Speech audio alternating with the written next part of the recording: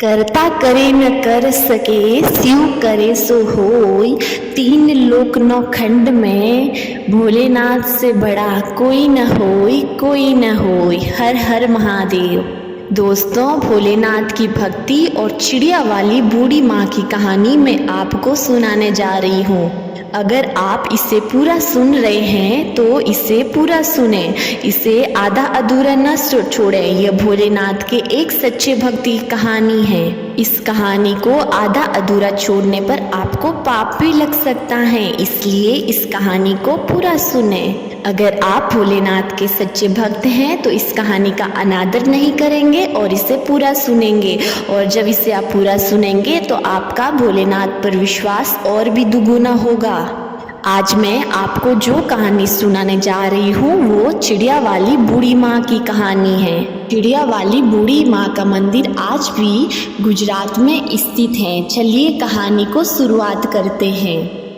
एक समय की बात है, एक बड़े सी शिव मंदिर के पास एक छोटी सी कुटिया थी और उस कुटिया के आसपास बहुत सारे हरे भरे पेड़ पौधे थे। उस कुटिया में एक शिव भक्त बूढ़ी माँ रहा करती थी जिसकी कोई संतान नहीं थी। वो भगवान भोलेनाथ को अपना परम पिता मानती थी और निस्वार्थ भाव से भक्ति में लगी रहती और अपनी कुटिया के आसपास के पेड़ पौधों पर रहने वाले पक्षियों को अपनी संतान मानती थी। अपने रोज के नियम के अनुसार उन्हें दाना पानी देती थी। बूढ़ी माँ की कुटिया के पास एक पेड़ था जिस पर एक चिड़िया, उसका पति और उसके 2 बच्चे रहते थे। वह चिड़िया पक्षी का जोड़ा बड़ा ही शिव भक्त था। वह आँख खुलते ही भगवान शिव की घंटों आराधना करते। भगवान शिव की आराधना करने के बाद वे जहाँ पर बूढ़ी माँ दाना पानी डालती वहाँ पर अपना दाना चुगते, पानी पीते और अपना इस प्रकार गुजारा करते। ऐसे कई दिन बीतते गए।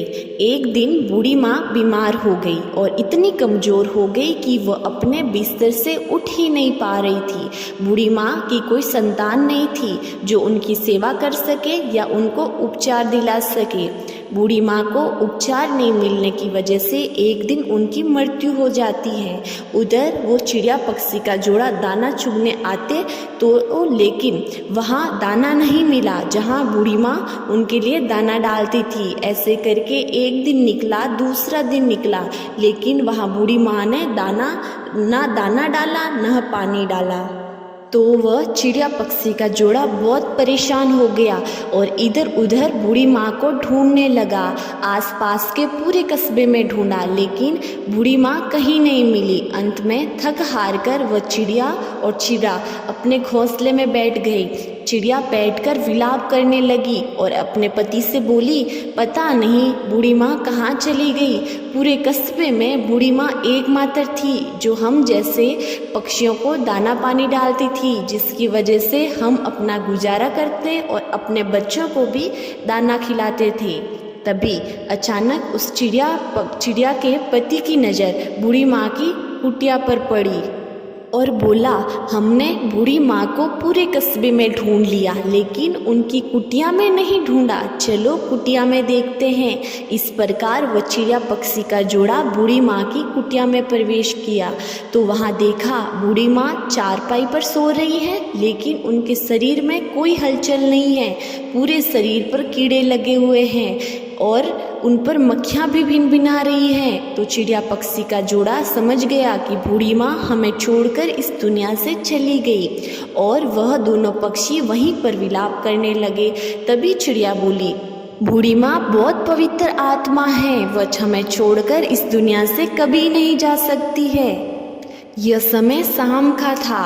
तभी पास के शिव मंदिर में घंटियां बजने लगी। तभी वह चिड़िया पक्षी का जोड़ा शिव मंदिर में गए और एक पांव पर खड़े होकर भगवान शिव की आराधना करते गए। ऐसा करते करते कई घंटे बीते, कई सप्ताह बीते और फिर कई महीने भी बीत गए, लेकिन वो अपनी जगह से नहीं हिले और भगवान शिव की आराधना करते गए। एक दिन बाबा भोलेनाथ जी प्रसन्न हुए और उस चिड़िया पक्षी के जोड़े को दर्शन दिए और बोले, मैं तुम्हारी भक्ति से प्रसन्न हूँ, तुम्हें जो चाहिए वह मांग लो। तभी चिड़िया बोली, हे भोलेनाथ, हमें हमारे लिए कुछ नहीं चाहिए, बस आप हमारी बूढ़ी माँ को जिंदा कर दो। उनकी कोई संतान नहीं थी जो उनकी सेवा कर सके और उन्हें उपचार दिला सके, इस कारण से उनकी मृत्यु हो गई।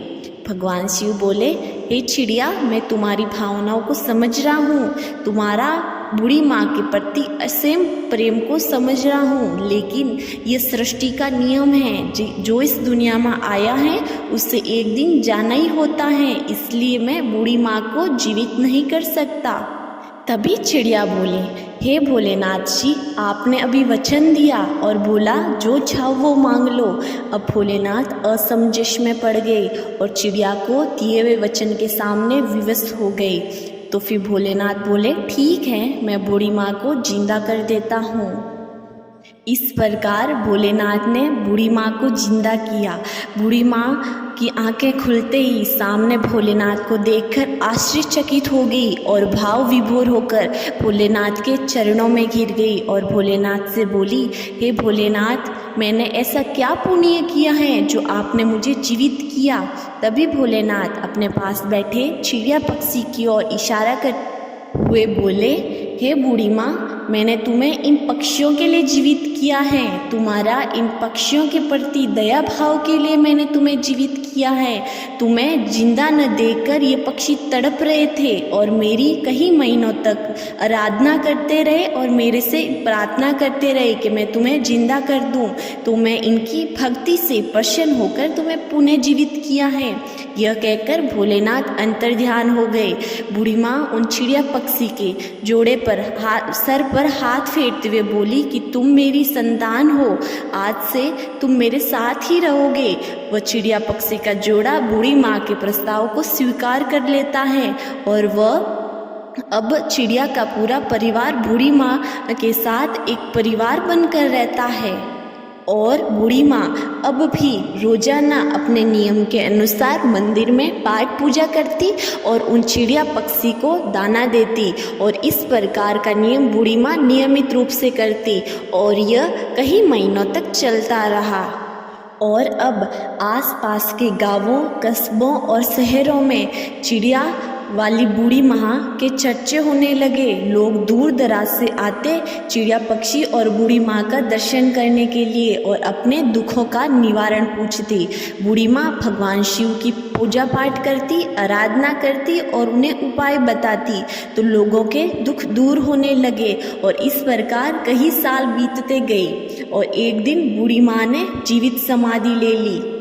और दोस्तों, आपको पता है जहाँ पर बूढ़ी माँ ने जीवित समाधि ली वहाँ पर एक भव्य मंदिर बना हुआ है जो भारत के गुजरात राज्य में स्थित है। इस प्रकार भगवान शिव ने बूढ़ी माँ और चिड़िया पक्षी पर खुश हुए हैं और उनकी मनोकामना पूरी की। उसी प्रकार भगवान शिव का आशीर्वाद हम सब पर हमेशा बना रहे। दोस्तों, हमें इस कहानी से दो सीख मिलती हैं।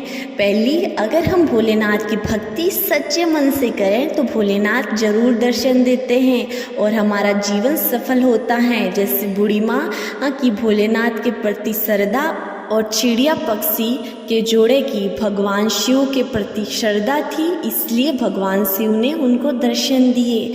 दोस्तों, दूसरी सीख हमें मिलती है कि हमें अपने जीवन में किसी पर भी इतना निर्भर नहीं होना चाहिए कि अगर वो हमारी ज़िंदगी से चला जाए तो हमारा जीना मुश्किल हो जाए।